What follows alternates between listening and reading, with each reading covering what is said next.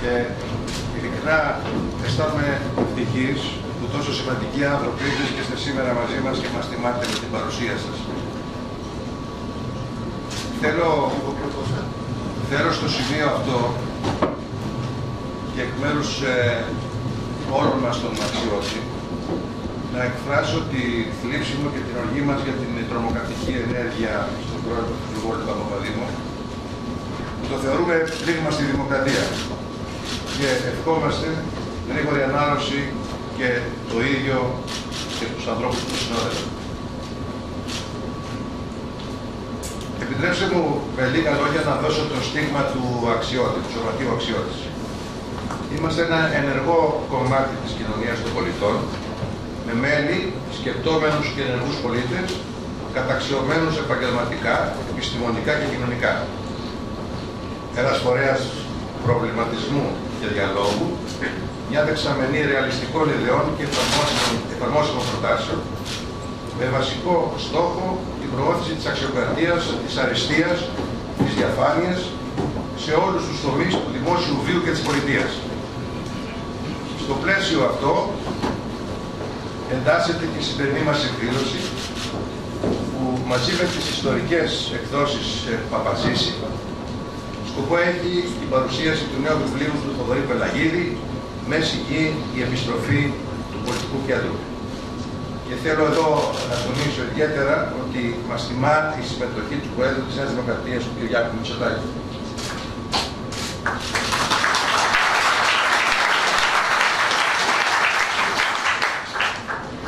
Το τελευταίο διάστημα βιώνουμε ένα δυσίωνο ανορθολογισμό.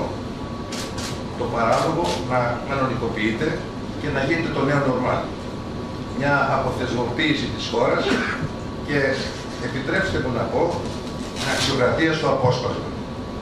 Και τυχαίνει το βιβλίο αυτό να εδράζεται στο καθοριστικό αυτό ζήτημα.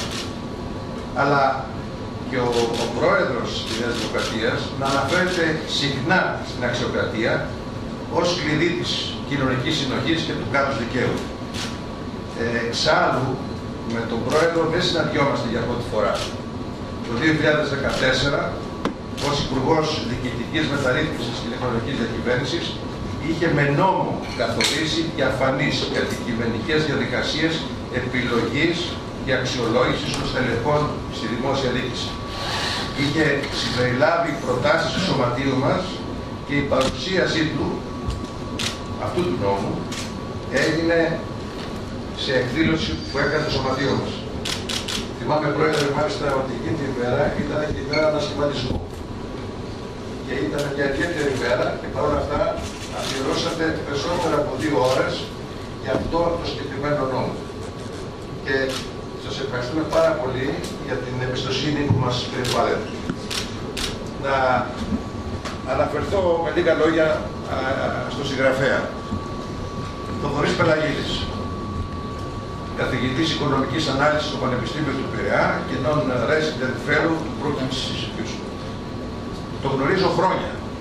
Έχουμε περάσει πολλές ώρες μαζί, συμφωνώντας και διαφωνώντας με τα βιβλία που έχει γράψει μέχρι τώρα. Τον θεωρώ ότι είναι ένας μάχημος διανοούμενος που δεν μασάει τα λόγια του και υπερασπίζεται πάση θυσία τις ιδέες του. Χρόνια τώρα δηλώνει και επιμένει πως η χώρα χρειάζεται ένα δραστικό άνοιγμα των κομμάτων στην κοινωνία που θα φέρει νέους ανθρώπους στο προσκήνιο. Πιστεύει ότι ένας προοδευτικός μεταρρυθμιστής πολιτικός που είναι ταγμένος στο ευρύτερο συμφέρον είναι το κλειδί που μπορεί να γενικεύσει τις αλλαγές στο πολιτικό σύστημα και να πέσουν τα στεγανά σαν σε ντόμινο. Η αναζωογόνηση του πολιτικού συστήματος μπορεί να γίνει μόνο με κόμματα ανοιχτά. Αυτονόητα, η κρίσιμη κατάσταση της χώρας κάνει τη συζήτησή μας αυτή ακόμα πιο επίγουσα και σημαντική και γι' αυτό περιμένω με ενδιαφέρον και προσοχή να ακούσω τις τοποθετήσεις. Τολμώ πάντως να πω, κοιτώντας μάλιστα και το βιβλίο, και το εξώφυλλο του βιβλίου, ότι μας θυμίζει γαλλική σημαία. Και αυτό το βιβλίο αποκτά ένα πρόσθετο ενδιαφέρον μετά την νίκη ανατροπή του Εμμανουέλ Μακρόν στη Γαλλία, γεγονός που φαίνεται μάλλον αποτελεί την επιτομή αυτού που νομίζω πως ισχυρίζεται ο Θοδωρής Πελαγίδης, δηλαδή την επιστροφή του πολιτικού κέντρου. Έχουμε ενδιαφέρον από τώρα να ακούσουμε αν υπάρχει ή μπορεί να υπάρξουν κοινωνικές και κυρίως πολιτικές αντιστοιχίες με την ελληνική περίπτωση. Το καλύτερο λοιπόν είναι να ακούσουμε τον συγγραφέα, αλλά και τον καθήλυνα αρμόδιο, τον πρόεδρο της Νέας Δημοκρατίας. Να πω επίσης ότι όπως έχει προβλεφθεί, μετά τις τοποθετήσεις του Θοδωρή του Πελαγίδη και του Προέδρου, θα ακολουθήσουν συνοπτικές παρεμβάσεις από τον κύριο Τσακλόγλου, τον καθηγητή οικονομικών πανεπιστημίων Αθηνών, και επίσης από τον Νίκο το Βέτα, δεν έχει έρθει ακόμα, και από τον κύριο Βέτα, είναι άνθρωποι της γενιάς της Πρόεδρε. Και να δώσω το λόγο στον συγγραφέα, τον κύριο Πελαγίδη, και για να του περάσω τη σκητάλη, θα διαβάσω κάτι που έχει συμπεριλάβει στο βιβλίο του και το θεωρώ ότι είναι πάρα πολύ σημαντικό. Γράφει: οι αξίες και η δημόσια πολιτική. Μια ανοιχτή, πραγματική, δημοκρατική και ανεκτική κοινωνία με επιμερούσα οικονομία πρέπει να στηρίζεται σε τρεις βασικές αξίες άξονες, σε 3α. Αξιοκρατία, την ανεξαρτησία των θεσμών και του κράτους, την αριστεία. Αυτοί οι άξονες αξιών πρέπει να ορίζουν, να κατευθύνουν και να διέπουν κάθε δημόσια πολιτική. Την παιδεία μέχρι την υγεία και από την πολιτική για το περιβάλλον μέχρι την πολιτική για τη βιομηχανική ανάπτυξη. Θοδωρή, το λόγο σε εσάς. Ωραία. Ευχαριστώ πολύ, αγαπητέ μου φίλε Γιάννη και Αναστασόπουλε. Ευχαριστώ τον αξιώτη, άλφα κεφαλαίο, το πρέσβη της αξιοκρατίας. Δείχνει πόσο σημαντικά είναι οι οργανώσεις της κοινωνίας των πολιτών σε αυτή την τόσο κρίσιμη υπόθεση για την χώρα.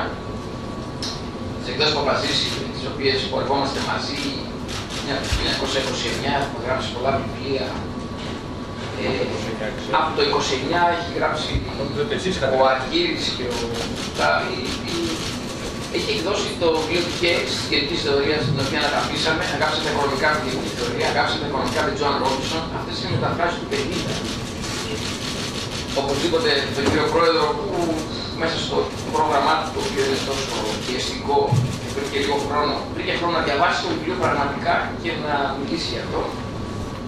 Όλες και όλους εσάς που έχετε εξοδεύσει την ώρα, για να ακούσετε πράγματα τα οποία τουλάχιστον όσον αφορά εμένα, να σας πω από την αρχή ότι είναι προσωπικές απόψεις, αυστηρώς προσωπικές, και ότι είναι, θα δείτε, σε ένα σημείο κάπως μπορεί καμιά φορά λίγο αιχμηρές. Λοιπόν, το βιβλίο έχει τρία διακριτά αλλά αλληλένδετα μέρη. Το πρώτο κομμάτι του συζητά αυτό που λέγεται στο πιστόφυλλο τη νέα πολιτική διεύθυνση, δηλαδή τις δύο Ελλάδες, το σχηματισμό των δύο Ελλάδων. Το βιβλίο υποάζεται εδώ και πολύ καιρό, γράφτηκε τους τελευταίους 4-5 μήνες, πολύ πριν γίνει φαβορί ο Εμμανουέλ Μακρόν για στη Γαλλία. Αλλά ομολογώ από την αρχή πίστευα ότι θα πάει καλά. Μιλώ λοιπόν για τις δύο Ελλάδες και τη νέα πολιτική διαίρεση, την Ελλάδα του μεσογειακού λαϊκισμού και την Ελλάδα αυτού που αποκαλώ της Μέσης Γης, δηλαδή των ανοιχτά πια συγγενών ψηφοφόρων και πολιτικών φυλών, των ανθρώπων, των πολιτών που στις αξίες, στις προτεραιότητες, στις αρχές σήμερα πια είναι περίπου ίδιοι. Σοσιαλδημοκράτες, ευρωπαϊστές, φιλελεύθεροι, κεντρώοι, κεντροσυντηρητικοί, εξυγχρονιστές, όλοι αυτοί που στην παλιά φιλετική διαίρεση συγκροτούσαν στους λεγόμενους δύο πόλους, την κεντροαριστερά και την κεντροδεξιά, υποστηρίζω πως τώρα αυτού του τύπου ψηφοφόροι είναι πια αρκετά κοντά, είναι μαζί. Γι' αυτό και μιλώ για την κοινωνική ζεύξη, προσοχή, δεν μιλώ για τις ηγεσίες των κομμάτων ή οτιδήποτε άλλο. Θέλουν τέτοια πράγματα. Τι θέλουν οι άνθρωποι αυτοί? Αυτοί θέλουν να ανασυγκροτηθεί η χώρα, θέλουν κανονικότητα, θέλουν δουλειές, θέλουν ίσες ευκαιρίες στην αφετηρία, θέλουν κράτος λιτό, θέλουν κράτος προληπτικό, θέλουν κράτος διευκολυντικό, θέλουν κράτος συμπαραστάτη, θέλουν κόμματα ανοιχτά, θέλουν κόμματα κυταρικά, δημοκρατικά, με voice, με διαφωνία.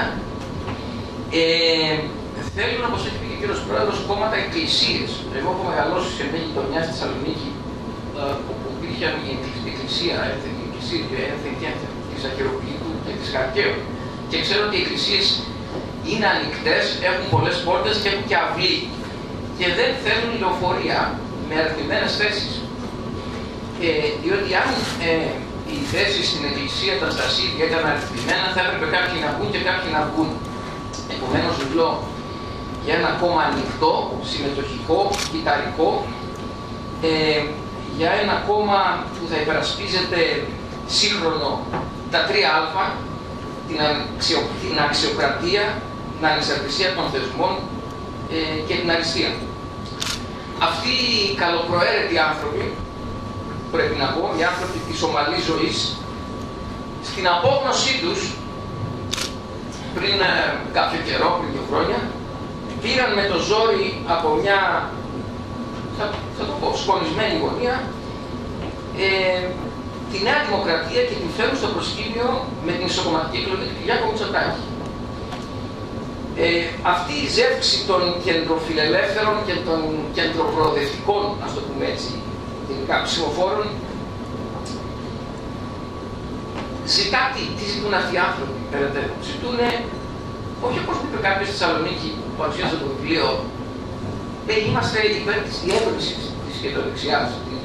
Δεν ζητούν αυτό, δεν ζητούν αυτό. Ζητούν μια επανατοποθέτηση, ζητούν μια ανασύσταση και επανατοποθέτηση σε νέες πολιτικές τεταγμένες. Αυτή είναι η ευκαιρία που για μένα έχει σήμερα η Νέα Δημοκρατία. Η παράταξη, η όλη, να δημιουργήσει την όλη αστική παράταξη της μέσης γης, των φυλών που έχουν ενωθεί μπροστά στο κακό. Στην ταινία θυμίζω ότι έχουν σηκωθεί και τα δέντρα στο τέλος, για να πολεμήσουν τους άτομα. Υποστηρίζω λοιπόν ότι σήμερα υπάρχει ένας μετριασμός των διενέξεων ανάμεσα στη λεγόμενη, και δεν είναι τυχαίο που λέω λεγόμενη, κέντρο-αριστερά και κέντρο-δεξιά. Αυτό δεν είναι πρωτοφανές, έχει συμβεί στις αρχές του αιώνα του προηγούμενου, όταν απορροφήθηκαν οι φιλελεύθεροι από τους συντηρητικούς και όχι μόνο. Είναι βιαστική αυτή η άποψη, είναι υπερφύαλη, τη λέμε επειδή είναι της μόδας. Δεν νομίζω. Δεν νομίζω διότι όποιος παρακολουθεί τη διεθνή βιβλιογραφία θα παρατηρήσει το φαινόμενο ανοιχτά, δηλαδή της λεγόμενης geek economy, της οικονομίας των εργαζομένων που ανήκουν στην κατηγορία 1099. Είναι αυτή. Οι συνάδελφοι μου εδώ ξέρουν πολύ καλά από το άρθρο του Ronald Coase το 1937 για την θεωρία της επιχείρησης, ότι κατά πόσο θα γίνει η αποκέντρωση των παραγωγικών για τη συγκέντρωση. Αυτό εξαρτάται από το transaction cost, από το κόστος συναλλαγών. Σήμερα που η οικονομία της αποκέντρωσης, όπου τα κόστη των συναλλαγών της υπεργολαβίας είναι χαμηλότερα εκείνα των εσωτερικών στην επιχείρηση, δημιουργείται μια νέα οικονομία των ιδιωτών και των υπεργολάβων που μπορεί να είναι ακόμα και μισθωτή. Αλλά είναι πολύ μετακινούμενη. Λοιπόν, αυτό έχει διαβρώσει αυτό που λέμε τις δομές του καπιταλισμού των μισθωτών όπως τον ξέραμε. Και της μεσαίας τάξης όπως την ξέραμε. Όπου υπήρχε, τι υπήρχε. Υπήρχε η κεντροδεξιά και η κεντροαριστερά, η οποία στην ουσία ήταν κατά τη γνώμη μου φυσικές εκλεπτύσεις της αστικής ζωής. Ήταν ζήτημα περίπου και αξιακό αλλά και αισθητικό. Σήμερα αυτό το πράγμα δεν υπάρχει κατά τη γνώμη. Και αυτή είναι και η ευκαιρία της μέσης γης. Να γιατί έχει αδυνατήσει η παραδοσιακή διαίρεση και γιατί η μέση γη καλείται σήμερα να διασώσει το σύστημα από το κακό του εαυτό, γιατί άκρα είναι ο κακός εαυτός του συστήματος, που παίρνει τη μορφή των τυφλών εθνικολαϊκιστικών άκρων. Ο αγώνας έτσι για την εξουσία, όπως θα έλεγε ο Μπερζέ, γίνεται σήμερα αγώνας για τη φύση της εξουσίας. Δηλαδή ένας αγώνας για την ανεξαρτησία των θεσμών, για τα δικαιώματα και τις ελευθερίες και για τη δημοκρατία. Περί αυτού πρόκειται. Δεν είναι η πρώτη φορά που συμβαίνει αυτό. Ένα παραπάνω στην Ελλάδα δεν ορίμασε περισσότερο, δεν ορίμασε ποτέ η κοινωνία ως αστική κοινωνία, γιατί προήλθε από το διεθνή παράγοντα και από το κράτος ως ένα σημείο.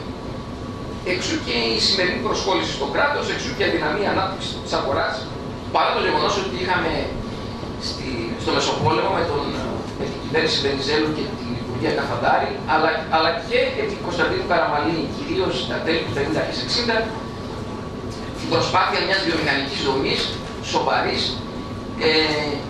η οποία βεβαίως όμως δεν κατέληξε σε μια, πώς να πω, πιο κανονική, παραδοσιακή, ευρωπαϊκή οικονομία και κοινωνία.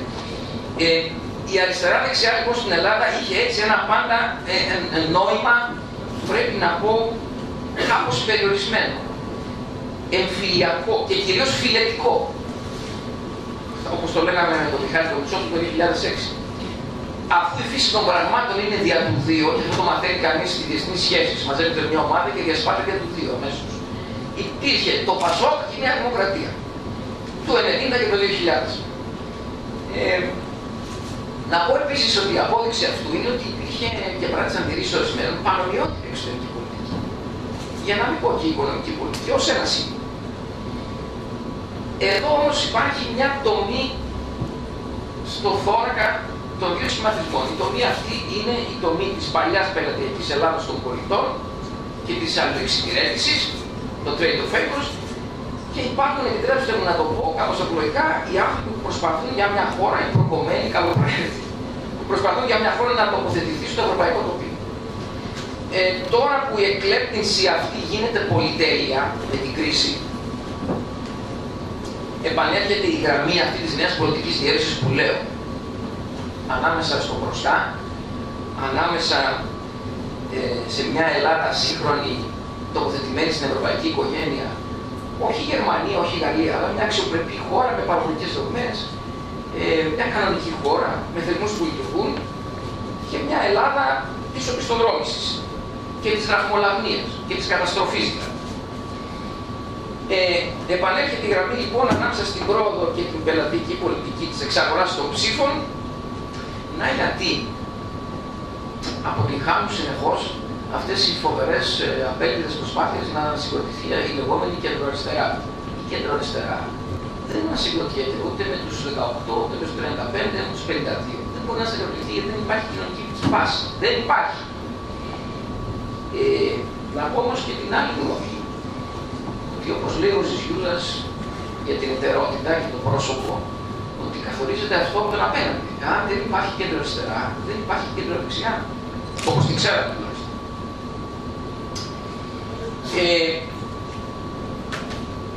Να είμαστε όμως και δίκαιοι με τα άκρα. Εγώ και μέσα στα άκρα βλέπω ένα διχασμό. Υπάρχουν οι καλοπροαίρετοι αντισυστημικοί ορισμένοι που εξαπατήθηκαν, τι να κάνουμε, αλλά και υπάρχει η Ελλάδα της ανομίας, της ατυπίας, της προσοντοθυρίας, ο χειρότερος μας εαυτός.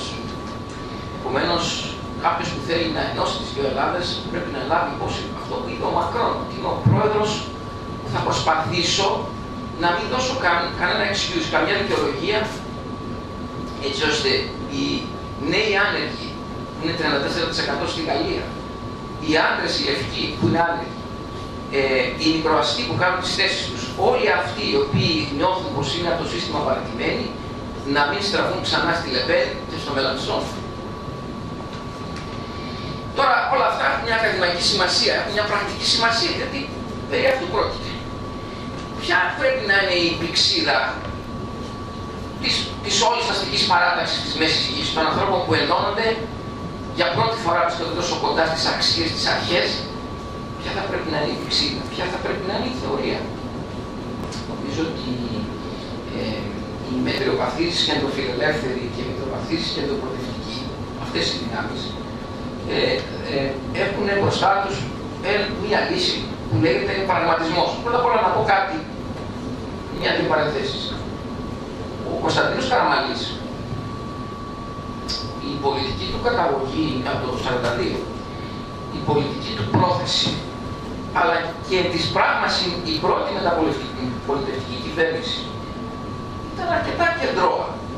Και ο ίδιος, από τα διαβάσματά μου, δεν είμαι και ο πιο ειδικός, αλλά νομίζω ότι πάντα διέθετε εξυγχρονιστής πολιτικός για την εποχή του, ιδίως στη δεύτερη περίοδο, πάντα ήθελε να κινηθεί σε αυτόν τον χώρο, που όμως πάντα ήταν ένας χώρος, και αυτό και λέω ότι σήμερα είναι μια μεγάλη ευκαιρία για τις νέες πολιτικές συνταγές. Ένας χώρος που συνεχώς υπήρχαν αυτές οι απίθανες διαμάχες ανθρώπων που ήθελαν να πρωταγωνιστήσουν και δεν γινόταν. Η ανθρωποφαγία. Γι' αυτό πιστεύω ότι η ιστορική ευκαιρία σήμερα είναι μεγάλη.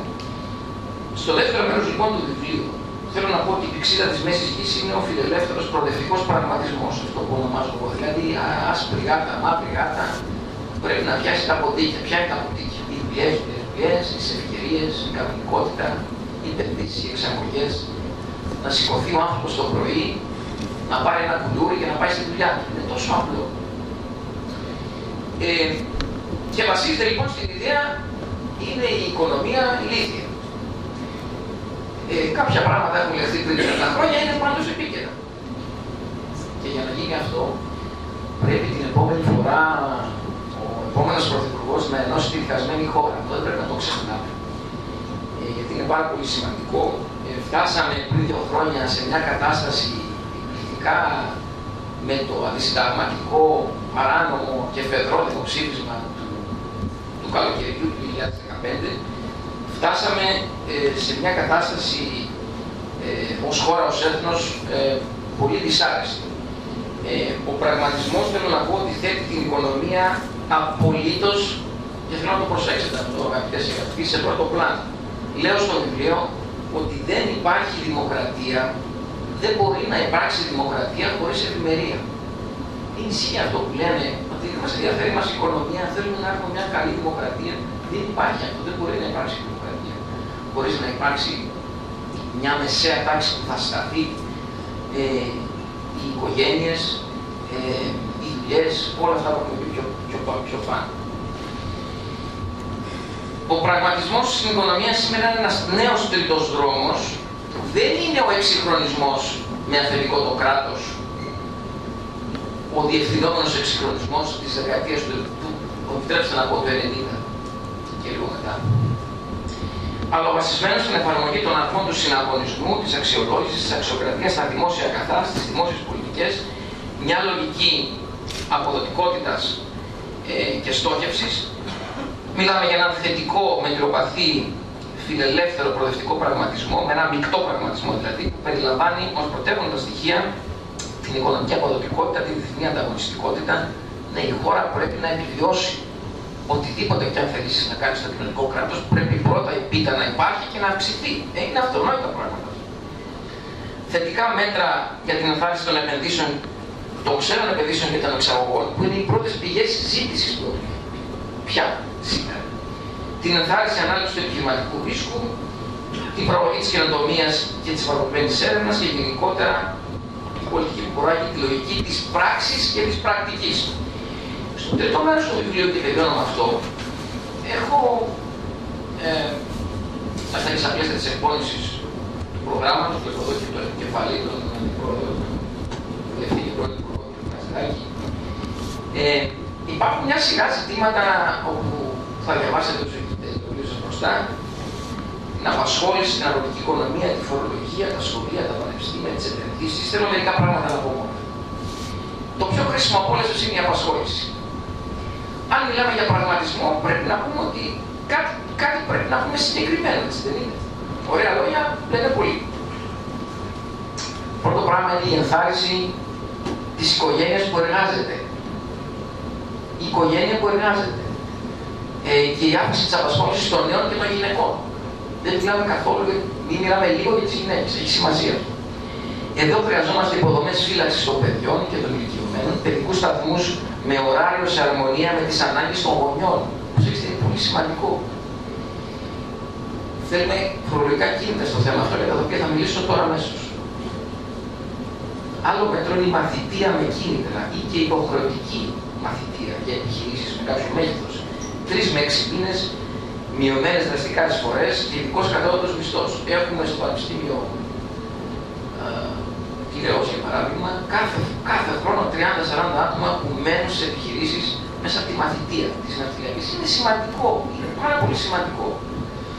Μακροχρόνια ανεργία, συμβουλευτικές υπηρεσίες και συνεχής εκπαίδευση για δεξιότητες συγκεκριμένες και πρακτικές με πιστοποιήσεις σε συνεργασία με τους ιδιώτες, αφού αυτοί είναι που θα προσλάβουν. Πρέπει να υπάρχει και ενός σχεδιασμός προγραμμάτων. Δυνατότητα απασχόλησης συνταξιούχων, χωρίς να χάνεται η σύνταξη και χωρίς να ανοίγουν βιβλία. Γιατί όχι? Φορολογούνται κανονικά. Γιατί να αποτρέπουν τους ανθρώπους να δουλέψουν, να δώσουν εισόδημα, να δώσουν εισφορές, να δώσουν φόρους. Διευκόλυνση μετακίνηση μεταξύ των ταμείων, γεωγραφική κινητικότητα. Αλλά πρώτα απ' όλα είναι η ελάφρυνση με κάθε μέσο του μη μισθολογικού κόστους. Το οποίο σήμερα είναι το πρώτο μέλημα το οποίο πρέπει να μας απασχολήσει. Δεν υπάρχει περίπτωση να αυξηθεί η απασχόληση και όλα αυτά που προκύπτουν από αυτή, με το εισόδημα, το πολλαπλασιαστή κτλ., εάν δεν υπάρξει με κάθε μέσο αυτή η ελάφρυνση. Η αγροτική οικονομία επίσης έχει των 4 εποχών μέσα στο βιβλίο. Κίνητρα ενοποίησης κλήρων σε μεγάλες εκτάσεις, πολύ σημαντικό για τις οικονομίες κλίματος. Μείωση κοστολογίων με πρακτικές εξοικονόμησης ενέργειας και νερού. Υπεραξία στο Made in Greece. Η χώρα δεν έχει ένα τμήμα πανεπιστημιακό κάλλινα αριστάτης. Πολύ σημαντικό. Θα δοθούν πολλά δις στην αγροτική οικονομία. Να πω κάτι για τη φορολογία. Έχω και εδώ 3α.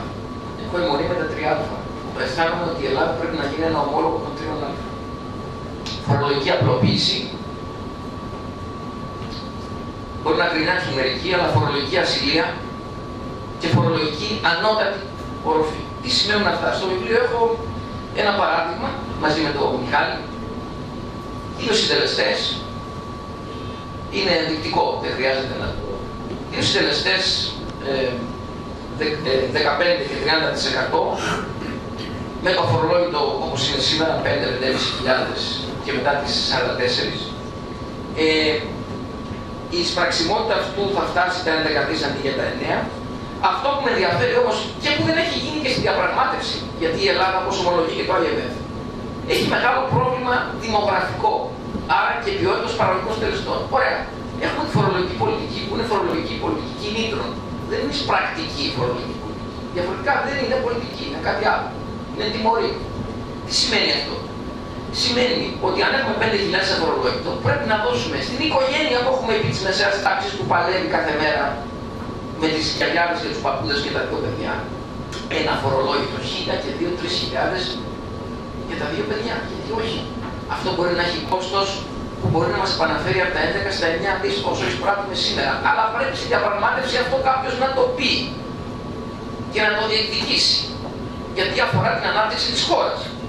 Δεύτερον, είναι η στιγμή, νομίζω και ο κύριος Πρόεδρος το έχει πει για τη Νέα Δημοκρατία και με έχει ενθουσιάσει από όλα από την αρχή, να τραβήξουμε μια γραμμή.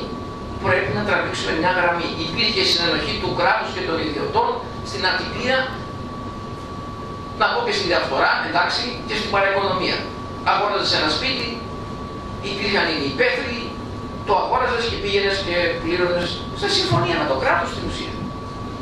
Ένα κολλίζουν απίστευτο. Τώρα έρχονται οι φορολογικές αρχές που έχουν κάνει πρόοδους, είναι σημαντικό αυτό. Και σου λένε πριν 15 χρόνια συνέβη αυτό, αλλά να πληρώσεις. Δεν μπορεί να υπάρξει αναγέννηση της οικονομικής δραστηριότητας με αυτή τη φοβία. Δεν επενδύει κανείς. Λέει, θα με πιάσουν κάτι που 1.000 πριν 20 χρόνια. Κάτι μπορεί να γίνει, πρέπει να έχω τα λεφτά στη θηρίδα, πρέπει να έχω τα λεφτά στο σπίτι, στην τράπεζα, δεν ξέρω που αλλού.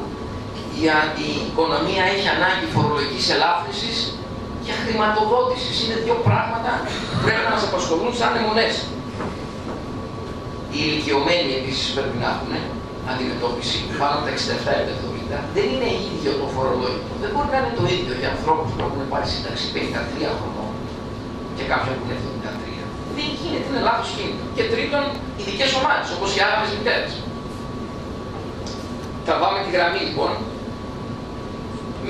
με το μέλλον και με το παρελθόν και προσπαθούμε να πούμε στους ανθρώπους, στους ιδιώτες ότι ορίστε, επενδύστε ελεύθερα, διαφορετικά δεν πρόκειται να υπάρξουν όπως έχουμε δουλειές κτλ. Να πω και κάτι για την τρίτη πλευρά, την ανώτατη οροφή. Δεν γίνεται να κόψει ένα δελτίο και η ίσπραξη από φορολογική υποχρέωση, από ασφαλιστικές φορές να είναι 80%. Δεν υπάρχει κίνητρο να κάνεις τίποτα. Δεν γίνονται δουλειές, δεν δίνεις δουλειές, δεν υπάρχουν εισοδήματα, δεν υπάρχουν εισφορές, δεν υπάρχουν φόροι. Είναι τόσο φοβερό αυτό. Δεν μπορούμε να τραβήξουμε μια γραμμή στο 50%. Γιατί? Ας το συζητήσουμε. Κόβω ένα δελτίο, κάνω μια δουλειά, δεν μπορείς κύριε να μου παίρνεις πάνω από 50%. Παρακολούθησα χθες την συζήτηση για να δώσω δημοσίως τα συγχαρητήριά μου στον κύριο Πρόεδρο για την εισήγηση του Συμβουλίου για την παιδεία. Πραγματικά θέλω να πω ότι το ζήτημα των σχολείων και των πανεπιστημίων, πέρα από όλα τα άλλα ζητήματα που θέλει το βιβλίο και τελειώνω, είναι πολύ κρίσιμο. Κάποιος δημοσιογράφος από αυτούς που λέω εγώ που λέει ΣΥΡΙΖΑ έγραψε ότι ο Πελαγίδης θέλει να βάλει δίδακτρα στα σχολεία και στα πανεπιστήμια. Ο Πελαγίδης είναι απόφυτος του δευτέρου δημοσίου σχολείου της Θεσσαλονίκης. Δεν μπορεί να θέλει να βάλει δίδακτρα στον εαυτό του και στο παρελθόν. Λέει όμως το εξής, ότι καθώς το σχολείο τελειώνει 1,5 ώρα, μιλώ για το, θα δείτε μέσα, για τον board του σχολείου, για τη διοίκηση, για τον διευθυντή που πρέπει να έχει προσόντα να χειρίζεται οικονομικές και ακαδημαϊκές υποθέσεις, για το ελεύθερο σχολείο, μιλάμε για το ορολόγιο πρόγραμμα, το ευέλικτο, μιλάμε για τους ομίλους σχολείων, πάρα πολλά πράγματα που έχουμε συζητήσει με τους ειδικούς. Πρέπει να πω όμως ότι όταν το σχολείο τελειώνει 1,5 ώρα, μιλάμε για την οικογένεια και την μεσαία τάξη. Πραγματικά είναι τρομερό πρόβλημα. Και αυτά είναι τα προβλήματα της πράξης. Και η γυναίκα δουλεύει, και ο άντρας δουλεύει, και αγωνίζονται μέχρι τα απόγευμα. Με αυτούς τους μισθούς που υπάρχουν. Και το παιδί τελειώνει 1 η ώρα. Αν το σχολείο, αν το board του σχολείου μπορεί να επιτρέψει 20 γονείς να συνασπιστούν και να δώσουν από 1 ευρώ στο παιδί να κάνει στο σχολείο 3 η ώρα, 4 η ώρα, 5 η ώρα, για να κάνει μουσική, για να κάνει θέατρο, για να κάνει οτιδήποτε, και το σχολείο να φτιάξει και το χαρακτήρα του. Δεν καταλαβαίνω ποιο είναι το πρόβλημα. Στο κάτω-κάτω είναι θέμα επιλογής. Δεν είναι δίδακτρα αυτό στο σχολείο, έλεγα. Επίσης, στο πανεπιστήμιο υπάρχει δυνατότητα, επειδή οι φοιτητές τρέχουν στις γραμματείες και ζητάνε συνεχώς χαρτιά, να υπάρχει ένα τέλος εγγραφής. Ας είναι 50 ευρώ. Αλλά τα 50 ευρώ στις 60.000 που έχει το Μαθητή Θεσσαλονίκης είναι αρκετά χρήματα, μπορούν να γίνουν πράγματα. Δεν θέλω να σχολιάσω τον νέο νόμο που φαίνεται πως έρχεται, που θα καταστρέψει τα πανεπιστήμια δυναμικά όπως η ΑΣΟΕ, το Οικονομικό Πανεπιστήμιο Αθηνών, ο Πειραιάς, η Μακεδονία, με πραγματικά έναν ανεξήγητο φόνο απέναντι στην επιτυχία και στην αξιοσύνη. Θέλω όμως να πω ότι θα αφήσω τους συναδέλφους να μιλήσουν λίγο παραπάνω ίσως για τις επενδύσεις, τις εξαγωγές και τη βιομηχανία. Υπάρχουν ζητήματα μέσα που αφορούν στο βιβλίο την καινοτόμα επιχειρηματικότητα, τη λογική των magic funds, την απλοποίηση της επιδότησης, την ανάπτυξη ερευνών στα ιδρύματα, τους πόρους καινοτομίας που έχουμε κάνει παλιά, την διασύνδεση και τον οργανισμό βιομηχανικής ιδιοκτησίας με έμφαση στην επάρκεια τεχνογνωσίας και στις υποδομές. Μια τελευταία κουβέντα θέλω να πω για το τελευταίο κομμάτι του βιβλίου, το παράρτημα, στο πω έτσι, που είναι το εκλογικό σύστημα. Το εκλογικό σύστημα είναι πολύ σημαντικό, είναι η μηχανική. Αν έχουμε πάθει τις ζημιές που έχουμε πάθει, είναι γιατί υπάρχει ένα σύστημα που δίνει ξαφνικά ένα μπόνους 50 ευρώ, το οποίο για να καταλάβετε την κατάσταση στη Β' Θεσσαλονίκης, όπου ξέρω κάπως την κατάσταση, παίρνουν όλα τα κόμματα που έχουν εισέλθει στη Βουλή από έναν βουλευτή, εκτός από το τρίτο στη σειρά, το οποίο σημαίνει να είναι η Χρυσή Αυγή, ευτυχώς. Ποια είναι η λογική να παίρνει ο τέταρτος, ο πέμπτος, ο έκτος, ο έβδομος από τα υπόλοιπα και να παίρνει ο τρίτος, ενώ δηλαδή ο μεγαλύτερος τα παίρνει. Θέλω να πω κάτι που έχει σημασία νομίζω. Μιλούν πολύ για το γερμανικό σύστημα, έχω μια συμφωνία γι' αυτό, αλλά να ξέρετε ότι το γερμανικό σύστημα έχει υποστεί τη λεγόμενη εξομάλυνση του 2011 ή 2012 με την απόφαση του Ειδικού Δικαστηρίου. Έχεις 2 ψηφοδέλτια, αυτό που θέλεις να στείλεις στη Βουλή, που στην ουσία σου δίνει μια αίσθηση αντιπροσωπευτικότητας, και ένα δεύτερο, μια απλή αναλογική που στέλνει τα κόμματα, όπως τα στέλνει.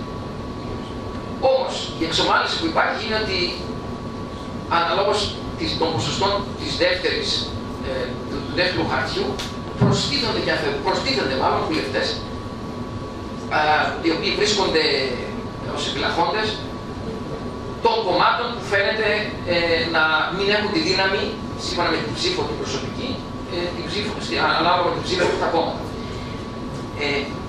Θέλω να πω ότι έχει σημασία, βέβαια η Γερμανία τι έχει? Έχει απαγορεύει τα κομμουνιστικά και τα ναζιστικά κόμματα και έχει 5% που μου αρέσει με αυτό, που είναι όριο, δεν μπορεί ο κάθε ένας, δεν είναι σοβαρή η θεσμική δημοκρατία, ο καθένας να φτιάχνει κόμμα και να λέει αυτή είναι δημοκρατία. Αλλά, εν πάση περιπτώσει, έχει σημασία, θέλω να πω, ότι η ψήφος των πολιτών πρέπει να είναι στρατηγική ψήφος.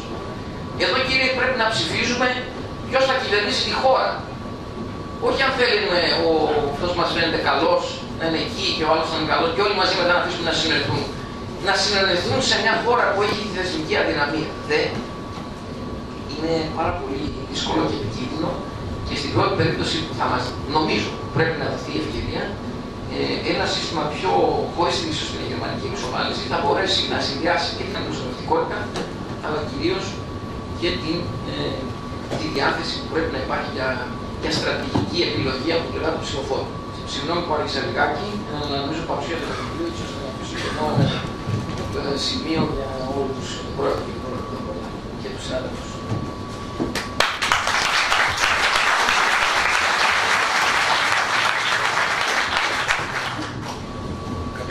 Κατάφερε ο Θοδωρής να συμπληρώσει παθογένειες αλλά και προτάσεις για αυτό που είπε και που υποστηρίζει για αυτόν τον προοδευτικό πραγματισμό. Και κράτησα αυτό που είπε στον Θοδωρή, ότι πρέπει να μπει ένα τέλος στον τσακωμό του παρόντος με το παρελθόν, γιατί έτσι χάνουμε το μέλλον. Πρόεδρε, ο λόγος σε εσάς. Ευχαριστώ, αγαπητέ Γιάννη, αγαπητέ Θοδωρή, κυρίες και κύριοι. Χαίρομαι ιδιαίτερα που βρίσκομαι σήμερα σε αυτήν την παρουσίαση βιβλίου, όχι μόνο γιατί το βιβλίο αυτό αξίζει να το διαβάσετε, είναι σύντομο και πιστεύω ότι θα το βρείτε και εξαιρετικά ενδιαφέρον, αλλά και γιατί με τον συγγραφέα τον Θοδωρή γνωριζόμαστε αρκετά χρόνια τώρα. Όπως γράφηκε στην εισαγωγή του, η γνωριμία μας ήταν τυχαία. Προέκυψε από ένα δικό μου προσωπικό ενδιαφέρον για τα κείμενα που είχε γράψει και τα βιβλία που είχε γράψει μαζί με τον Μιχάλη Μητσόπουλο σχετικά με την προσωθηρία στην ελληνική κοινωνία. Γνωριστήκαμε από τότε. Έχει την χαρά να παραθερήσει κοντά μου στα Χανιά, οπότε έχουμε κάνει αρκετές έντονες συζητήσεις που πιστεύω ότι ήταν αμοιβαία ωφέλιμες. Θα επανέλθω σε αυτό στη συνέχεια. Να ευχαριστήσω και τον Γιάννη Αστρόπουλο, τον αξιώτη, και να πάρω μία πάσα από την παρατήρηση του ότι πρέπει να σταματήσουμε να ασχολούμαστε τόσο με το παρελθόν και να ασχολούμαστε με το μέλλον, κάνοντας μία αρχική τοποθέτηση για κάποια φαντάσματα του παρελθόντος που μας καταδιώκουν δυστυχώς ακόμα. Θέλω να ξεκινήσω την σύντομη παρέμβασή μου με μία αναφορά στην τρομοκρατική επίθεση σε βάρος του τέος Πρωθυπουργού, του Τάφου Μαντίμου και των αστυνομικών που τον συνόδευαν. Ήμουνα 21 ετών όταν βίωσα την δολοφονία του Παύλου Παπογιάννη. Θυμάμαι πάρα πολύ καλά, όχι μόνο τον πόνο και την οδύνη της οικογένειάς μου, αλλά και το γενικότερο κλίμα της κοινωνίας εκείνη την εποχή.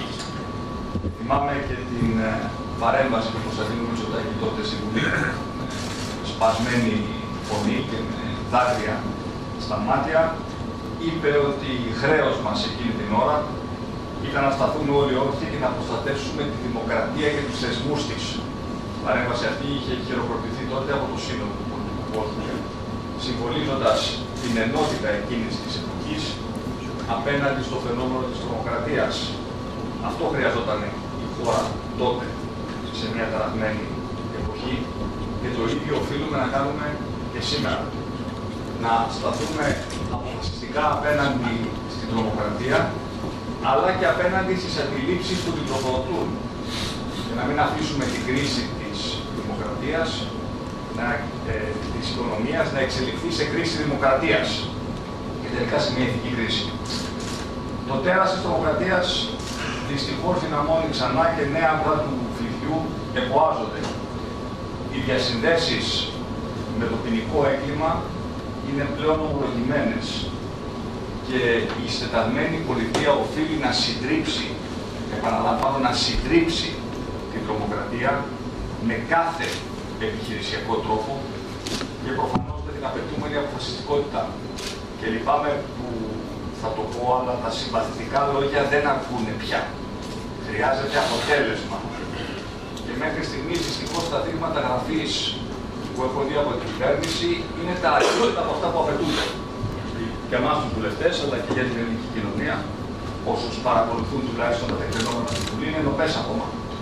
Η μνήμη μιας κυβέρνησης που έσπευσε εντός 2 μηνών από την εκλογή της να νομοθετήσει για την αποφυλάκηση του Σάβα Ξηρού και την κατάργηση των φυλακών υψής της ασφάλειας και που είχε αναθέσει σε στέλεχος του ΣΥΡΙΖΑ να είναι ο επίσημος σύνδεσμος του κόμματος με φυλακισμένους τρομοκράτες. Να σταματήσει λοιπόν επιτέλους η υποκρισία. Αν μια κυβέρνηση πραγματικά θέλει, μπορεί να τελειώνει σύντομα με αυτό το νοσηρό φαινόμενο. Και βέβαια, ο πολιτικός κόσμος στο σύνολό του οφείλει να θυμίσει και κάτι άλλο, αυτονόητο. Ότι σε αυτή τη χώρα μπορεί να συμφωνούμε, μπορεί να διαφωνούμε και επιβάλλεται να διαφωνούμε για πολλά θέματα, αλλά η αντιταράθεση πρέπει να γίνεται στο πλαίσιο της δημοκρατίας και των κανόνων της, χωρίς ακρότητες, δραστικές ή και ακτιβισμούς που τροφοδοτούν τελικά διαταραγμένα μυαλά και χωρίς λογικές τυφλής σύγκρουσης που προκαλούν εμφυλιοπολεμικές συμπεριφορές, διχασμούς και τριγμό στην κοινωνική ζωή. Θυμίζοντας σε όλους ότι η Ελλάδα, παρά τα προβλήματά της, είναι χώρα ελευθερίας, δημοκρατίας, ασφάλειας και η ελληνική κοινωνία είναι πλέον μια όρημη κοινωνία. Πολλά έχουν γραφτεί και τις τελευταίες μέρες και δικαιολογημένα πιστεύω για το δηλητήριο που χύθηκε τα χρόνια των μνημονίων, για τη χυδαιότητα των προσωπικών επιθέσεων, για την ανοιχτή προτροπή στη βία, για την εξίσωση, προσέξτε, πολιτικών επιλογών και φυσικής βίας, την λεγόμενη τρομοκρατία του μνημονίου, η οποία μπορούσε να δρά ως άλοθη για τη φυσική βία. Αυτό, κυρίες και κύριοι, είναι το υπέδαφος από το οποίο φυτρώνουν τα νέα άνθη του κακού. Και είναι θλιβερό ότι και σήμερα ακόμα υπάρχουν υπουργοί που υιοθετούν αυτή την φρασιολογία. Για να μην μας άλλο τα λόγια. Δεν έχω εμπιστοσύνη ότι αυτή η κυβέρνηση έχει την βούληση και τη δυνατότητα να αντιμετωπίσει τη νέα γενιά της εγχώρας τρομοκρατίας. Και αυτός είναι ένας λόγος ακόμα που η πολιτική αλλαγή είναι επιβεβλημένη. Γιατί, το λέει και ο Θοδωρής στο βιβλίο του, και θα επανέλθω σε αυτό, δεν υπάρχει ελευθερία και κανονικότητα χωρίς ασφάλεια. Και φυσικά δεν υπάρχει και δημοκρατία χωρίς την εφαρμογή των νόμων. Έρχομαι τώρα, κυρίες και κύριοι, στο πολύ ενδιαφέρον βιβλίο του Θοδωρή, το οποίο διάβασα σε ένα απόγευμα, σημείωσα εντελεχώς, και πρέπει να πω ότι αν ο Θοδωρής με τον τρόπο του δεν ήταν τόσο ενεργός στην προσπάθεια να φτιάξουμε μια νέα φυσιονομία για την Νέα Δημοκρατία, υπήρχε ένας κίνδυνος να τον κατηγορήσω για κλοπή πνευματικής ιδιοκτησίας. Ειδικά για τα 3α. Εγώ είχα ξεκινήσει τη διαδρομή μου ως υποψήφιος πρόεδρος της Νέας Δημοκρατίας μιλώντας για τα 5α, αλλά πολλές από τις αναφορές, τις ιδέες, τις προτάσεις τοποθετούνται στο κέντρο του πολιτικού λόγου της σημερινής Νέας Δημοκρατίας και αυτό βέβαια σε συνδυασμό με πολλές πολλακευτικές αναφορές στο πρόσωπό μου κάνει και λίγο άκοψο και μερικές φορές λίγο αμήχανο τον σχολιασμό του βιβλίου εκ μέρους μου. Επιτρέψτε μου λίγες μόνο σκέψεις σε συνέχεια και όσον είπε ο Θοδωρής. Παραδοσιακή γραμμή δεξιάς και αριστεράς πράγματι έχει υποχωρήσει σημαντικά στις μέρες μας. Και είναι ένας διαχωρισμός που έχει μεγαλύτερη αναφορά στο χθες παρά στο σήμερα. Ειδικά θα έλεγα για τη νέα γενιά. Για τα νέα παιδιά, όταν κουβεντιάζω με τα παιδιά μου, 19 και 20, και τους μιλάω για τις μεγάλες ιδεολογικές μάχες του παρελθόντος, δεν αισθάνομαι ότι αυτές οι ιδέες και αυτή η αντιπαλότητα είναι αυτό το οποίο πραγματικά τους κεντρίζει το ενδιαφέρον.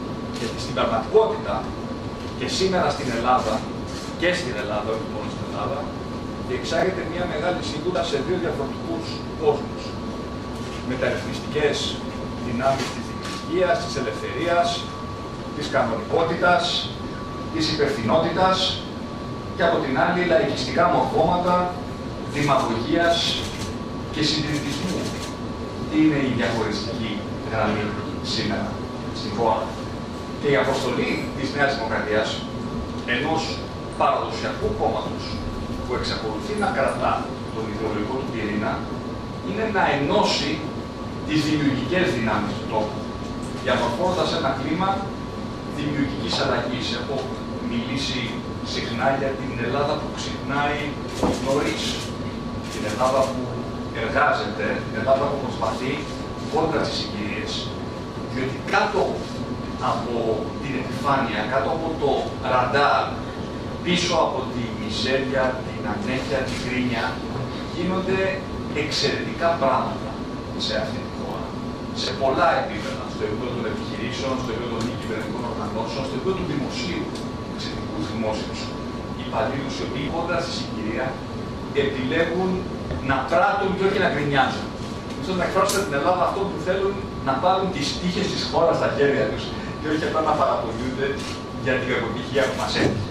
Και η αποστολή μας ακριβώς είναι να εκφράσουμε αυτήν την πλειοψηφική, κοινωνική και πολιτική συμμαχία, διευρύνοντας και τα όρια της δικιάς μας παράταξης. Και πιστεύω, ναι, ότι υπάρχει και μια σιωπηλή πλειοψηφία, η οποία μπορεί να συνταχθεί πίσω από αυτές τις ιδέες. Και βέβαια πρέπει να πείσουμε τους πολίτες ότι υπάρχει άλλος δρόμος από αυτόν τον οποίο πορευόμαστε σήμερα.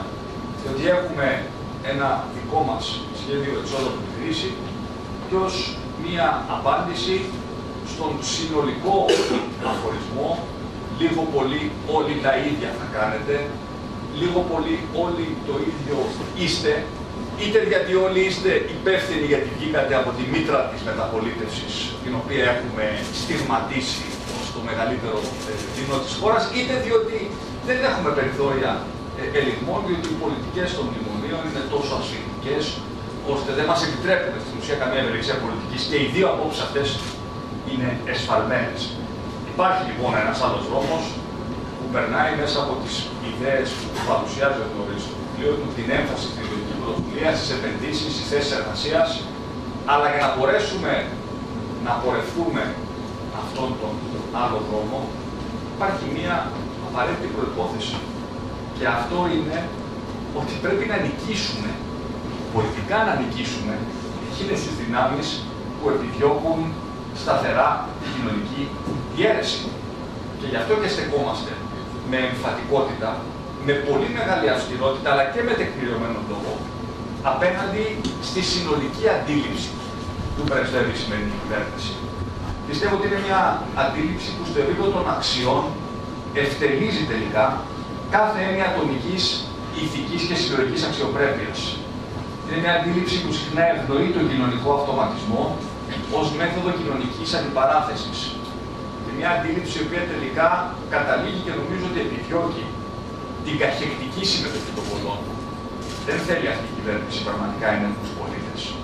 Σε όφελος του λαϊκισμού των λίγων που νέμονται την εξουσία.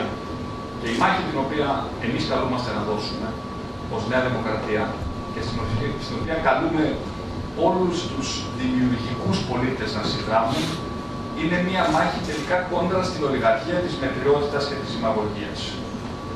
Και ιδιαίτερα στο νέο πελατειακό παιχνίδι που στείνεται από μια ετερόκλητη και ετερογενή νομεκλατούρα. Γι' αυτό και τα ζητήματα ποιότητας δημοκρατίας είναι τόσο σημαντικά. Γι' αυτό και η κριτική μας στην κυβέρνηση, όταν επιτίθεται στο κράτος δικαίου, είναι τόσο τεκμηριωμένη και τόσο αυστηρή. Διότι τελικά είναι και ζήτημα δημοκρατίας. Μην έχουμε καμία αμφιβολία γι' αυτό. Βεβαίως η δημοκρατία προϋποθέτει ευημερία, αλλά μπορεί και η δημοκρατία και οι θεσμοί της, οι οποίοι στην Ελλάδα έχουν το δικό τους βαθμό ασθένειας, να οργανίζονται από κάτω και εμείς ασχολούμενοι μόνο με την οικονομία, ξαφνικά να διαπιστώσουμε ότι έχουμε ένα σπίτι το οποίο το έχουν φάει οι τερμίτες, έχει μείνει μια ωραία πρόσωψη και χρειάζεται μόνο μια συνοπουσιά για να πέσει αυτό. Και δεν θέλουμε να καταλήξουμε εκεί. Κυρίες και κύριοι, είναι κλισέ, αλλά βεβαίως και η κρίση μπορεί και σήμερα ακόμα να μετατραπεί σε ευκαιρία. Και θα έλεγα ότι η κρίση αυτή που διανύουμε προφανώς δεν ήταν υποχρεωτικό να είναι τόσο βαθιά και να κρατήσει τόσο πολύ. Αποτελεί μια ιδιαίτερη ιστορική συγκυρία για την Ελλάδα. Πολλοί έχουν κηρύξει το τέλος της μεταπολίτευσης. Και άμα η μεταπολίτευση τέλειωσε το 2009, απλά δεν έχει κηρυχθεί ακόμα αυτό που θα διαδεχθεί. Γι' αυτό και τα χρόνια αυτά τα οποία ζούμε είναι μεταβατικά και είναι τραυματικά. Και δεν είναι αυτονόητη η κατεύθυνση προς την οποία μπορούν να αλλάξουν τα πράγματα στην κοινωνία. Θα αλλάξουν σίγουρα. Το ερώτημα είναι αν θα αλλάξουν προς το καλύτερο ή αν θα αλλάξουν προς το χειρότερο. Και χρειαζόμαστε σήμερα από τους πολίτες μια νέα πολιτική ηθική, όχι μόνο για τους ενεργεία πολιτικούς, αλλά και για τους ίδιους τους πολίτες. Και γι' αυτό και οι πρωτοβουλίες τη δικιά σας, αγαπητέ Γιάννη, είναι τόσο σημαντικές.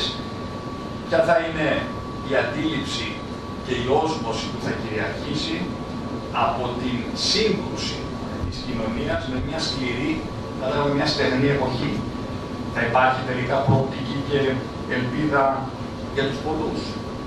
Ή θα δώσουμε την εντύπωση ότι η πολιτική είναι κάτι το οποίο αφορά τους λίγους, τους προνομιούχους, ενδεχομένως αυτούς οι οποίοι έχουν τη διάθεση να έρθουν σε τέτοιες συνάξεις. Αλλά τελικά απ' έξω υπάρχει μια κοινωνία την οποία δεν την παρακολουθούμε και δεν μας παρακολουθεί. Άρα το ερώτημα και το στοίχημα της αλήθειας και της αξιοπιστίας στον πολιτικό μας λόγο είναι στο επίκεντρο της οικοδόμησης νέων σχέσεων εμπιστοσύνης με αυτήν ακριβώς την κοινωνία. Και για μένα αυτή είναι και η έννοια του νέου πατριωτισμού, που είναι μια ισχυρή έννοια, και την οποία, πάνω στην οποία πρέπει να πατήσουμε, όπως πάτησε κάθε φορά αυτή η χώρα, να κατάφερε και εξήλθε από πολύ μεγάλες ιστορικές δυσκολίες. Ο Βρετανός φιλόσοφος Edmund Burke είχε πει ότι όλοι πρέπει να υπακούμε στο μεγάλο νόμο της αλλαγής. Είναι ο πιο ισχυρός νόμος της φύσης για την επιβίωσή της. Και εμείς θέλουμε να είμαστε μια δύναμη αλλαγής, είναι μια λέξη που χρησιμοποιεί και ο Θοδωρής αρκετά συχνά, πολιτικής και κοινωνικής αλλαγής. Αυτό αφορά αλλαγή του τρόπου με τον οποίο πολιτευόμαστε, στο ύφος, στο ήθος, στην ίδια την πρακτική της εξουσίας. Αφορά όμως και αλλαγή στη βάση, πώς οι πολίτες επιλέγουν άξιους κυβερνώντες και κυβερνήτες. Σήμερα πρέπει να κοιταχτούμε στον καθρέφτη και να ομολογήσουμε με θάρρος ότι αν τα κόμματα, αγαπητέ Θοδωρή, ήταν καράβια, οι μετριοπαθείς πολίτες έχουν σταματήσει στην προκυμαία. Απογοητευμένοι από την πολιτική, δεν αποφασίσουν να ανέβουν ξανά. Και το γιατί είναι κρίσιμο. Είναι κρίσιμο και για τη δικιά μας αυτογνωσία ως ένας οργανισμός που έχει 43 χρόνια ιστορία. Ξέρουμε όμως τι θέλει η κοινωνία. Νομίζω το ξέρουμε. Το βλέπουμε και από τις μετρήσεις αλλά και από τη δικιά μας επαφή και όσμωση με την κοινωνία. Η κοινωνία θέλει μια αλλαγή. Είναι πάντα μια λέξη που έχει μια ελκυστικότητα. Θέλει να κλείσει το κεφάλι των ψεμάτων της συμμαγωγίας του κυβερνητισμού. Να αντιληφθεί ότι δεν πάμε μακριά με αυτές τις πρακτικές. Θέλουμε ένα μικρότερο και πιο χρήσιμο και πιο αποτελεσματικό κράτος. Ουσιαστικό, με μικρότερο αποτύπωμα στην οικονομία. Ένα κράτος το οποίο θα κάνει λιγότερα πράγματα, αλλά αυτά που κάνει θα τα κάνει καλύτερα από ό,τι κάνει σήμερα. Θέλουμε ελεύθερη οικονομία. Θέλουμε στήριξη του ιδιωτικού τομέα, πιστεύουμε στην επιχειρηματικότητα. Δεν θέλουμε διαπλοκή. Θέλουμε ίσους κανόνες στο παιχνίδι. Δεν χρειάζεται σε αυτή τη χώρα κάποιος να θεωρεί ότι πρέπει να ελέγχει ένα τηλεοπτικό κανάλι για να προστατεύσει τα επιχειρηματικά του συμφέροντα. Δεν το θέλουν αυτό οι πολίτες, το αντιλαμβάνονται ως μια παθογένεια του παρελθόντος. Άρα θέλουμε ίσους κανόνες, ευκαιρίες και δουλειές για τους πολλούς και όχι για τις κρατικοδίαιτες ελίτ. Οι πολίτες θέλουν ασφάλεια και τάξη. Προσέξτε, αυτή είναι μια ατζέντα η οποία δεν είναι παραδοσιακή δεξιά ατζέντα. Στη λογική της υπέρβασης των διαχωριστικών γραμμών. Τι σημαίνει δεξιά ατζέντα στις υποβαθμισμένες περιοχές της Δυτικής Αθήνας, όπου οι άνθρωποι τρέμουν και κλειδώνουν τα σπίτια τους το βράδυ είναι δεξιά αυτή η ατζέντα. Ούτε δεξιά, ούτε κεντρό, ούτε αριστερή. Είναι απαραίτητη προϋπόθεση για να λειτουργήσει σωστά μια ευνομούμενη πολιτεία. Και βέβαια η πολιτεία ζητάει άλλου είδους πολιτική συμμετοχή και άλλα κόμματα. Ανοιχτά, δημοκρατικά, με άλλες λογικές και με άλλες φιλοσοφίες. Και δεν μπορείς να τα αλλάξεις. Να αλλάξεις πολλά πράγματα, να μην μπορεί να τα αλλάξεις όλα γιατί είναι κλισέ, αν δεν αλλάξει ο ίδιος. Και όλες οι ηγεσίες έχουν στον πυρήνα της ίδιας της ιδιότητάς τους αυτή την ανάγκη για διαρκή αλλαγή και διαρκή προσαρμογή. Και να κλείσω λέγοντας ορισμένα πράγματα για το πώς εμείς στη Νέα Δημοκρατία θέλουμε να κάνουμε πράξη αυτή την αλλαγή, την οποία στην ουσία ευαγγελίζεται και ο Θοδωρής του Σταυροπλίου. Τον Ιανουάριο του 2016, παραπάνω από 400.000 συμπολίτες μας ήρθαν 2 φορές στις κάλπες και επέλεξαν τον νέο αρχηγό της Νέας Δημοκρατίας. Μου έκαναν την τιμή να με εκλέξουν πρόεδρο της Νέας Δημοκρατίας. Πολλοί από αυτούς δεν άνοιγαν στη Νέα Δημοκρατία. Σηκώθηκαν από τους καναπέ τους, συμμετείχαν σε μια εσωκομματική διαδικασία, γράφτηκαν για πρώτη φορά στη Νέα Δημοκρατία, πολλοί μπορεί να γράφτηκαν πρώτη φορά σε κόμμα, γιατί ήθελαν μια αλλαγή. Τι σημαίνει αυτή η αλλαγή? Μια ουσιαστική δημιουργική αναγέννηση, μια ουσιαστική επανίδρυση της Νέας Δημοκρατίας ως η πιο σύγχρονη προοδευτική παράταξη αυτού του τόπου. Και αυτή είναι η εντολή την οποία πήρα. Η παράταξη της ελευθερίας και η παράταξη της αλληλεγγύης. Και αυτός ο δρόμος τον οποίο έχω διαβεί εγώ, οι συνεργάτες μου, οι βουλευτές μας, τους τελευταίους 16 μήνες, δεν ήταν εύκολος. Διότι μερικές φορές είναι ένας δρόμος ο οποίος συγκρούεται με παραδοσιακές αντιλήψεις και με τον τρόπο λειτουργίας των κομμάτων έτσι όπως είχαν δομηθεί. Αλλά θέλω να θυμίσω, το ανέφερε και ο Θοδωρής, ότι και ο Κωνσταντίνος Καραμανλής, ιδρυτής της Νέας Δημοκρατίας, διακρίθηκε από μεγάλο ριζοσπαστισμό και νοτερικότητα. Όταν στη χαραχή της μεταπολίτευσης δημιούργησε ένα νέο κόμμα, τη Νέα Δημοκρατία, εκείνη την εποχή. Και αυτό που βιώνουμε στις μέρες μας είναι μία μετάβαση σε μία άλλη νέα εποχή. Και αυτό είναι το δικό μας χρέος, πώς θα ενώσουμε όλες τις δημιουργικές δυνάμεις της κοινωνίας. Θα διαβάσω ένα απόσπασμα μόνο από το βιβλίο για να προσδιορίσω τους συμπολίτες μας, οι οποίοι πιστεύω ότι θα βρουν εύκολα πολιτική στέγη στη σημερινή Νέα Δημοκρατία. Διαβάζω. Ευρωπαϊστές, νοικοκυρέοι, συγκρατημένοι φιλελεύθεροι, συγκρατημένοι closet, ξέρω φιλελεύθεροι, δεν ξέρω γιατί η φιλελεύθερη είναι κακή λέξη στην Ελλάδα, μετριοπαθείς, ήπιοι συντηρητικοί, προοδευτικοί σοσιαλδημοκράτες, μετακινούμενοι ενίοτε ψηφοφόροι, αλλά προσέξτε στον ίδιο αστικό πολιτικό χώρο, επιθυμούν την αλλαγή με περιεχόμενο, πιστεύουν στην ευρωπαϊκή προοπτική, θέλουν λιγότερο κράτος, αλλά επιζητούν προστασία και ασφάλεια από αυτό. Θα ήθελα ένα κρατικό μηχανισμό να τους αφήνει ήσυχους να ζήσουν τη ζωή τους. Παρά να τους ενοχλεί κάθε τόσο αυτή η αίσθηση να πάρουμε ξανά τον έλεγχο της ζωής μας στα χέρια μας. Οι περισσότεροι επιθυμούν στον δρόμο να επιθυμούμε να απομακρυνθούμε από τον εφιάλτη των κρίσεων, της παρακμής, της αβεβαιότητας. Επιθυμούν ένα κράτος δικαίου, αξιοκρατία, κυρίως αξιοκρατία και η επιστροφή στην κανονικότητα είναι η μεγάλη τους ελπίδα. Αυτοί είναι οι άνθρωποι οι οποίοι πρέπει να ενωθούν σήμερα κάτω από τη στέγη της Νέας Δημοκρατίας. Και πιστεύω ότι έχουμε κάνει πολλά για να τους πείσουμε ότι και εμείς έχουμε αλλάξει. Έχουμε ανοίξει τις πόρτες και τα παράθυρα σε νέα στελέχη. Έχουμε μια μεγάλη ομάδα τεχνοκρατών που υπό την καθοδήγηση του Κωστή Χατζηδάκη δουλεύουμε ένα πρόγραμμα με πάρα πολλά κοινά σημεία, με πολλές από τις προτάσεις που καταθέτει ο Θοδωρής.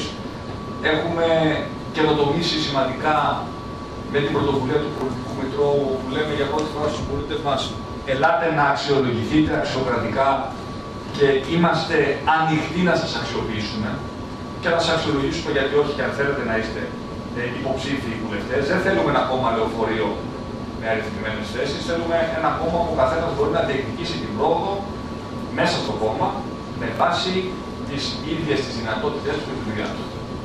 Δεν έχουμε λαϊκίσει, και αυτό το θεωρώ πολύ μεγάλη επιτυχία. Έχουμε αντισταθεί στην εύκολη παραπλοκία. Οι όποιες δεσμεύσεις μας έχουν παρουσιαστεί είναι κοστολογημένες και κατά συνέπεια αποκρούω και αυτό το χείρημα, αν κάνουμε σκληρή ή ήπια αντιπολίτευση, κάνουμε ουσιαστική και τολμηρή αντιπολίτευση, που σημαίνει σκληρή κριτική στην κυβέρνηση και κατάθεση απόψεων και εναλλακτικών προτάσεων για όλα τα μεγάλα προβλήματα της χώρας. Και αυτός είναι ο στόχος μας και γι' αυτό πιστεύουμε κι εμείς ότι έχουμε αρχίσει να κερδίζουμε την πραγματική εμπιστοσύνη των πολιτών. Δεν μας ενδιαφέρει μόνο. Καταλαβαίνω απόλυτα ότι υπάρχει σήμερα στην ελληνική κοινωνία, και κλείνω με αυτό, ένα ρεύμα το οποίο λέει πρέπει να φύγει ο ΣΥΡΙΖΑ. Πάση θυσία πρέπει να φύγει ο ΣΥΡΙΖΑ. Το καταλαβαίνω αυτό και το εισπράττω και εγώ. Και είναι και δικαιολογημένο. Αν λάβει κανείς υπόψη και έχει συμβεί στενά αυτά τα τελευταία 2,5 χρόνια. Δεν μας αρκεί όμως αυτό. Θα το τονίσω αυτό. Δεν πρόκειται εμείς να πορευτούμε προς τις εκλογές όποτε καν γίνουν με τη λογική του όριμου φρούτου. Έτσι κερδίζονται εκλογές, αλλά έτσι δεν εξασφαλίζεται ούτε η πολιτική κυριαρχία, ούτε η μακροημέρευση στην εξουσία, που είναι προϋπόθεση για να υλοποιηθούν όλες οι αλλαγές τις οποίες εμείς οραματιζόμαστε. Και να κλείσω με μία αναφορά την οποία έκανε και ο Θοδωρής, την έκανε και ο νέος Γάλλος πρόεδρος. Δεν θέλω ξανά να υπάρχει δικαιολογία για οποιονδήποτε να ψηφίσει οποιοδήποτε ακραίο κόμμα. Όχι μόνο γιατί έχουμε δει στην Ελλάδα τις επιπτώσεις στην πράξη του λαϊκισμού στην εξουσία, αλλά γιατί πιστεύω πραγματικά και το πιστεύω βαθιά ότι υπάρχει μια αξιόπιστη, φερέγγια, εναλλακτική πολιτική δύναμη, η οποία μπορεί να ενώσει πολίτες από διαφορετικές κατευθύνσεις και από διαφορετικές ιδεολογικές αφετηρίες. Και νομίζω ότι και η προσωπική ιστορία του Θοδωρή του Πελαγίδη είναι η καλύτερη απόδειξη για αυτό. Σας ευχαριστώ πάρα πολύ για την προσοχή.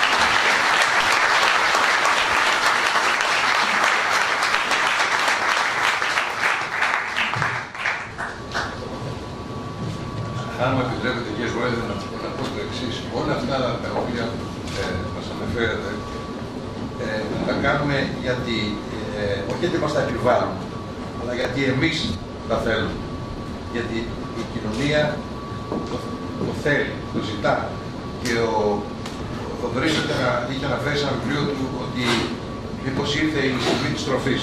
Και αυτό που περιγράψατε προηγουμένως, πιστεύω ότι ταιριάζει με αυτό που ο Θοδωρής είχε υποστηρίξει, ότι ήρθε η στιγμή της τροφής. Να ζητήσω το Θοδωρή που βρισκόμαστε πολλά στα Θεσσαλονίκη και από το ίδιο τμήμα ακριβώς, του Αριστοτέλειου Πανεπιστημίου. Του τηλεφώνησα αμέσως, του λέω: βρε Θοδωρή μου, αυτά τα κάνουν, τα στέλνουν πολύ νωρίτερα κλπ. Και μου λέει: α, συγγνώμη, πάνω έγινε ένα μπέρδεμα κλπ. Ξέρεις, εκτός από όλα αυτά, θα ήθελα να έρθεις και να μιλήσεις κιόλας γι' αυτό. Ομολογώ ότι εξεπλάγει. Βέβαια, ακριβώς επειδή γνωρίζω και εκτιμώ τον συγγραφέα, αποφάσισα να το κάνω αυτό το πράγμα. Μου έστειλε η ηλεκτρονική version του βιβλίου και το διάβασα απνευστή. Άλλαξε και τώρα το εγώ στο οδοντίατρο. Λίγα λόγια θα ήθελα να πω πρώτα για τον ίδιο τον συγγραφέα. Ο Θοδωρής Πελαγίδης έχει σημαντική συμβολή στο δημόσιο διάλογο στην Ελλάδα σε θέματα αυτού που λέμε οι δημόσιες πολιτικές. Ο ακούραστος Θοδωρής Πελαγίδης, όπως είχε γράψει παλιότερα στην Καθημερινή ο Γιώργος Παπουλάτος. Νομίζω ότι ειδικά το βιβλίο του με τον Μιχάλη Μητσόπουλο για την προσοδοθυρία, αυτό στο οποίο αναφέρθηκε και ο πρόεδρος της Νέας Δημοκρατίας προηγουμένως, είναι πραγματικά πολύ σημαντικό και επηρέασε πολύ κόσμο κιόλας στον τρόπο με τον οποίο έβλεπε. Και δυστυχώς θέλω να πω και αυτό, ήταν και προφητικό. Γράφηκε το 2006 και δυστυχώς είδαμε πολλές από τις προβλέψεις του να υλοποιούνται 3 μόλις χρόνια αργότερα. Αυτό το βιβλίο του Θοδωρή είναι διαφορετικό από τα προηγούμενα βιβλία του. Και για αυτά που έχει γράψει για την ελληνική κρίση και για την προσοδοθυρία και άλλα πράγματα τα οποία έχει γράψει κατά καιρούς για δημόσιες πολιτικές. Είτε ήταν η δημόσια εκπαίδευση, είτε ήταν άλλοι τομείς. Αυτό το βιβλίο είναι πολύ περισσότερο πολεμικό, είναι θα έλεγα κομματικό. Αυτό δεν λέει μόνο τι πρέπει να γίνει κατά την άποψη του. Αυτό το λέει και στα προηγούμενα βιβλία. Εδώ αναφέρει ρητά την άποψή του ποιος πρέπει να το κάνει, ποιος πρέπει να είναι ο φορέας, η Νέα Δημοκρατία, και αναφέρει ρητά ποιος πρέπει να είναι εκείνος ο οποίος πρέπει να λάβει το έργο της υλοποίησης. Και είναι ο εκ δεξιών καθήμενος από τον Θοδωρή Πελαγίδη, ο κύριος Κυριάκος Μητσοτάκης. Ή να το κρύψουμε ένα άλλο. Λοιπόν, ποια είναι η βασική θέση του Θοδωρή μέσα σε αυτό το βιβλίο? Είναι το ότι ουσιαστικά αυτό το πράγμα πρέπει να γίνει να είναι μια ορμητική είσοδο της Νέας Δημοκρατίας στον χώρο του κέντρου. Να καλύψει όλο εκείνο το φάσμα το οποίο ξεκινάει από τη συντηρητική δεξιά και καταλήγει στις παρυφές της αριστεράς. Το είπαν πολλοί από τους ομιλητές προηγουμένως. Εγώ είμαι και αρκετά μεγαλύτερος και από τον κύριο Πελαγίδη και από τον κύριο Μητσοτάκη και θυμάμαι την διακήρυξη της Νέας Δημοκρατίας του 1974, του Καραμανλή, που ήταν ακριβώς αυτό εδώ το πράγμα. Έτσι είχε καθορίσει το χώρο της Νέας Δημοκρατίας. Άρα δεν είναι και τόσο καινούργιο αυτό εδώ.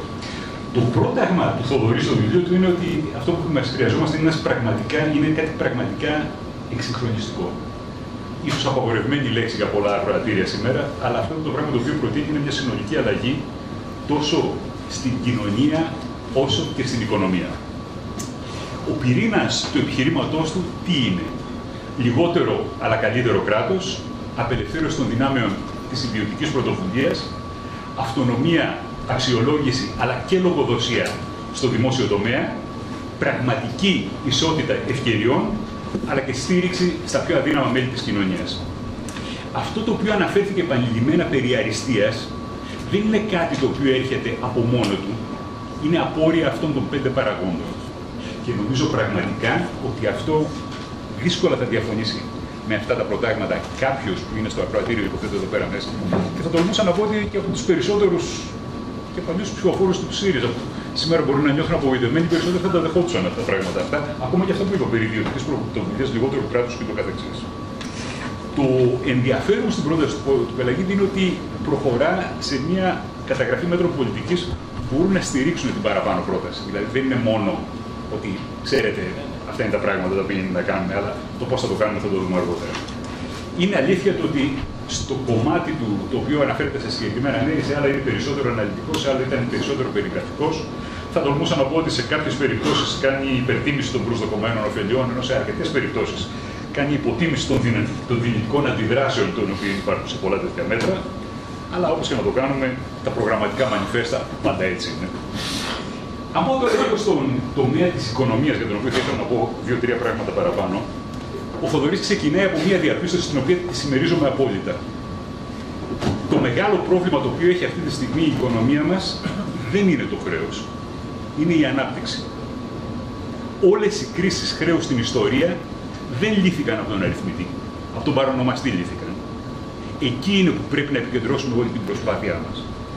Τώρα, τι είναι τα πράγματα τα οποία ζητάει ο Θοδωρής? Αναφέρθηκε και ο ίδιος και ο κύριος Μητσοτάκης προηγουμένως.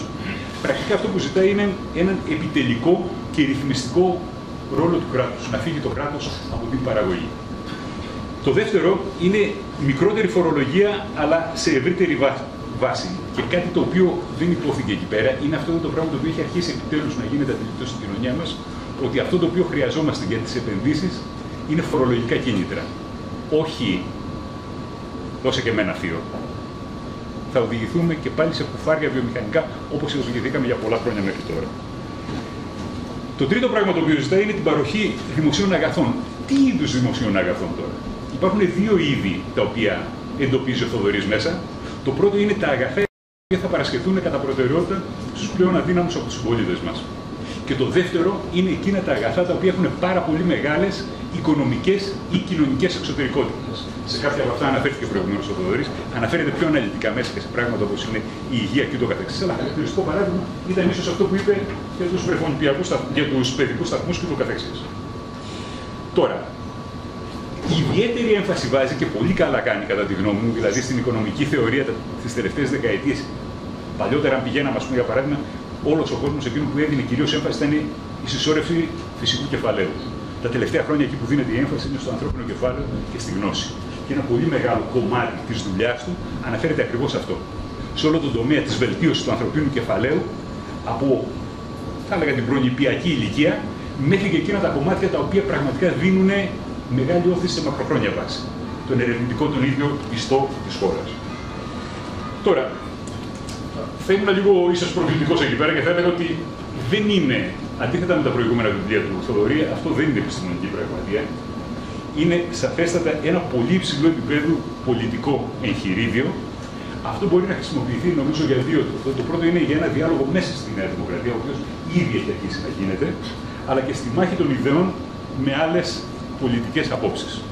Από την άποψη αυτή, θα έλεγα ότι μακάρι να είχαμε τέτοιες αντίστοιχες προσπάθειες και από άλλους πολιτικούς χώρους και να είχαμε τη διαμάχη σε επίπεδο ιδεών και όχι σε επίπεδο μικροκομματικής πελατειακής ασχήμιας. Σας ευχαριστώ πάρα πολύ.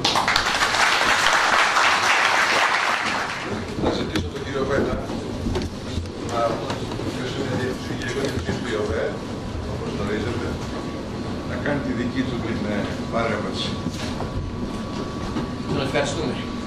Ευχαριστώ για τη φιλοξενία. Ό,τι απόψεις εκφράσουν είναι αυστηρά προσωπικές. Ο κύριος Παλαγίδης με κάλεσε και εμένα νομίζω 2 μέρες πριν, δεν ξέρω αν ήταν πριν τον Τζακλόγλου ή μετά. Σε κάθε περίπτωση, όταν του είπα ότι εγώ την οικονομία μελετώ, όχι την πολιτική, μου λέει μίλα για την οικονομία. Μετά το διάβασα και το βιβλίο αυτό αφορά την πολιτική και την οικονομία με ένα πολύ ενδιαφέροντα τρόπο. Είναι γραμμένο σε 2 επίπεδα. Το πρώτο επίπεδο λέει με 2 λόγια ποιες είναι μια ατζέντα μεταρρύθμισης της οικονομίας που έχει μία δόση φιλελευθερισμού, μία δόση σοσιαλδημοκρατίας, προσπαθώντας να δείξει ότι αυτά τα 2 δεν απέχουν και πάρα πολύ στη σημερινή συγκυρία. Στη συνέχεια το βιβλίο ανεβαίνει ένα επίπεδο και μιλάει για την πολιτική, εκφράζοντας αυτό που και ο Πάνος Κουτσακλόγλου είπε πριν, ερμηνεύοντας τον τίτλο του βιβλίου για κάποιο μεσαίο χώρο. Τώρα, η αλήθεια είναι ότι από την αρχή της κρίσης,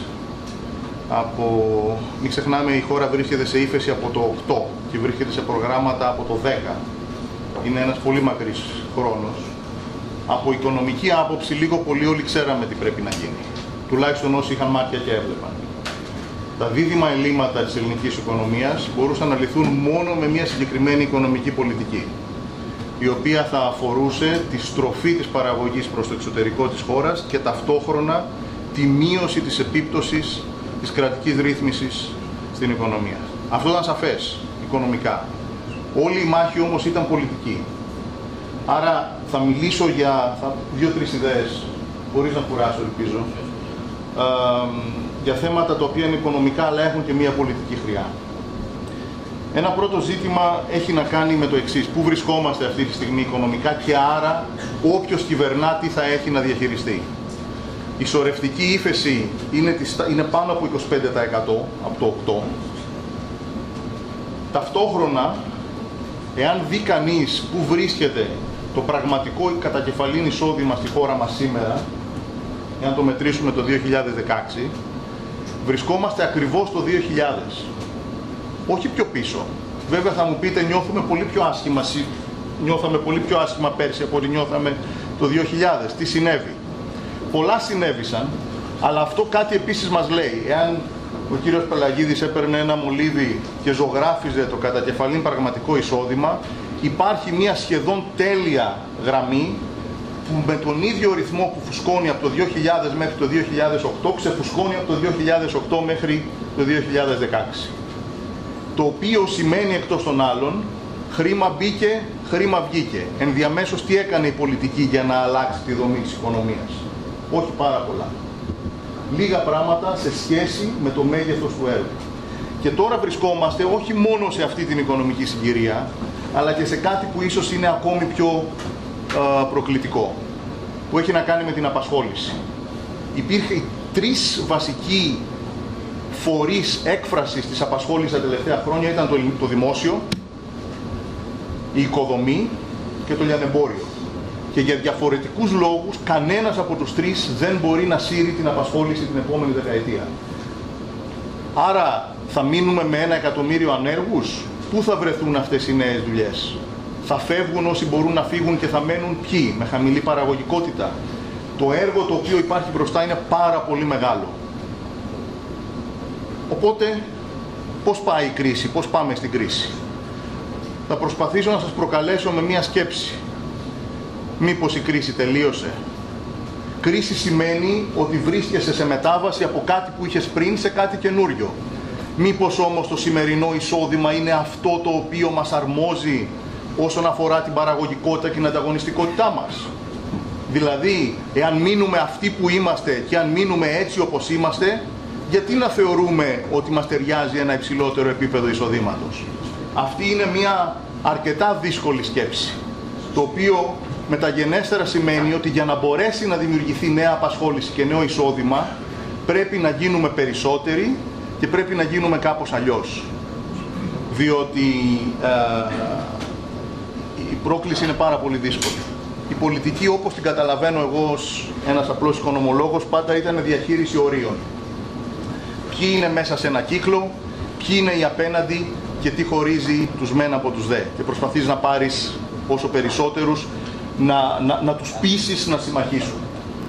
Όμως, αυτή τη στιγμή, κατά την άποψή μου, για να μπορέσει να υπάρξει μια πολιτική που θα βγάλει τη χώρα έξω από την κρίση αποφασιστικά, θα πρέπει να κάνει κάτι πάρα πολύ δύσκολο. Θα πρέπει να εκφράσει αυτούς οι οποίοι είναι εκτός των συνόρων, εκτός των τυχών. Αυτό αναφέρεται στην εργασία. Είναι οι άνθρωποι οι οποίοι δεν έχουν δουλειά, δεν έχουν ή δουλεύουν σε άλλο χώρο, σίγουρα ετεροαπασχολούνται αν έχουν μια δουλειά. Είναι αυτοί οι οποίοι έχουν φύγει φυσικά εκτός των συνόρων. Αυτοί δεν έχουν πολιτική έκφραση. Ταυτόχρονα πρέπει να ορίσει το νέο κεφάλαιο και τη νέα επιχειρηματικότητα. Οι επενδύσεις οι οποίες γίναν στη χώρα το 2016 ήταν 20 δισεκατομμύρια. Ποσό το οποίο κυμαίνεται στα όρια του ανεκδότου για τη χώρα μας, σχεδόν στο 10% του ΑΕΠ, όταν για παράδειγμα το 2007 ήταν 65 δισεκατομμύρια. Άρα πρέπει να ανοίξει η οικονομία, πρέπει να προσκληθούν νέοι παίκτες, νέο χρήμα. Γενικά υπάρχει μια δυσκολία. Πρέπει αυτοί που είμαστε να καταλάβουμε ότι έτσι όπως είμαστε θα μείνουμε εδώ που είμαστε. Με άλλα λόγια, και εκφράζοντας ή μάλλον ελπίζω να μην παρερμηνεύω, αλλά επεκτείνοντας κάποιες σκέψεις του βιβλίου, ο μόνος τρόπος είναι να ανοίξεις. Να ανοίξεις σε νέα εργασία, όπως είπα, σε νέο κεφάλαιο, το οποίο θα φέρει και νέες ιδέες. Διότι και εκεί υπάρχει ένα έλλειμμα, κατά την ταπεινή μου άποψη. Θα κλείσω με μόνο δύο παρατηρήσεις, κύριε Παλαγίδη. Το ένα είναι ότι η οικονομία προφανώς δεν είναι μόνο η διαχείριση των δημοσιονομικών. Και πολύ καλά κάνετε στο βιβλίο και αναφέρεστε σε μια σειρά από άλλα πράγματα. Θα ξεχωρίσω ένα, την εκπαίδευση. Στην εκπαίδευση έχουν υπάρξει εγκλήματα τις τελευταίες δεκαετίες. Να θυμίσω ότι ο νόμος για τα πανεπιστήμια που έδινε μια δυνατότητα σε όσα πανεπιστήμια θα το ήθελαν να πάνε μπρος, ξυλώθηκε όχι από την τωρινή κυβέρνηση, ξυλώθηκε διαδοχικά από πολλές κυβερνήσεις, από την ψήφιση του, από την επόμενη μέρα που ψηφίστηκε, με αποτέλεσμα αυτό το οποίο βιώνουμε στα πανεπιστήμια είναι, μαζί με το γεγονός ότι αναπόφευκτα μας κόπηκαν χρήματα από το δημόσιο, μας δένονται και τα χέρια στο να μπορέσουμε να παράξουμε εισόδημα και όσοι μπορούν να φύγουν ή δεν έχουν το στομάχι για να μείνουν, φεύγουν. Η εκπαίδευση επίσης, εκτός από την οικονομία, στηρίζει κάτι άλλο, στηρίζει την κοινωνική κινητικότητα. Και αυτή είναι μια χώρα στην οποία, άσχετα από τα οικονομικά, κάποιος ο οποίος δεν έχει τη δυνατότητα οι γονείς του να τον στείλουν στο κατάλληλο σχολείο, να πληρώσουν τα κατάλληλα ιδιαίτερα και φροντιστήρια, έχει ελάχιστες δυνατότητες να πάει μπρος. Άρα τι οικονομία είναι αυτή η οποία δημιουργούμε, όχι τώρα, αλλά σε 10 χρόνια όταν αυτοί οι άνθρωποι θα μπουν στην αγορά. Ένα τελευταίο. Πώς το λέει το βιβλίο, μέση γη, το οποίο αναπόφευκτα σημαίνει συνενέσεις και συγκλήσεις. Αλλά συνενέσεις και συγκλήσεις σε ποιο επίπεδο? Όχι συνενέσεις και συγκλήσεις ώστε να υπάρξει μία μοιρασιά και ο καθένας να κρατάει τις προσόδους τις οποίες μπορεί να έχει. Το ερώτημα λοιπόν είναι πώς μπορεί κανείς, κατά την άποψή μου και σε ένα μεγάλο βαθμό το απαντά το βιβλίο, αλλά όχι στο 100%, πώς μπορεί κανείς να πετύχει συνενέσεις και συγκλήσεις, εκφράζοντας όμως κυρίως όχι αυτούς που είναι εντός των τυχών, αυτούς που είναι εκτός των τυχών. Όχι για κάποιον άλλο λόγο, αλλά γιατί τους χρειαζόμαστε. Ευχαριστώ.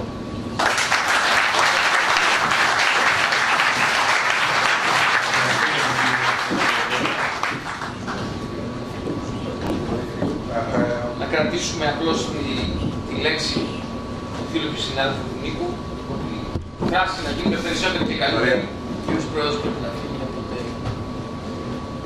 Οι υποχρεώσεις του Προέδρου είναι τέτοιες που θα πρέπει να αποχωρήσει. Θα ήθελα να πω, να τον ευχαριστήσω καταρχήν, να ευχαριστήσω και τον Θοδωρή τον Πελαγίδη για το βιβλίο το οποίο μας περιέγραψε και μας προβλημάτισε.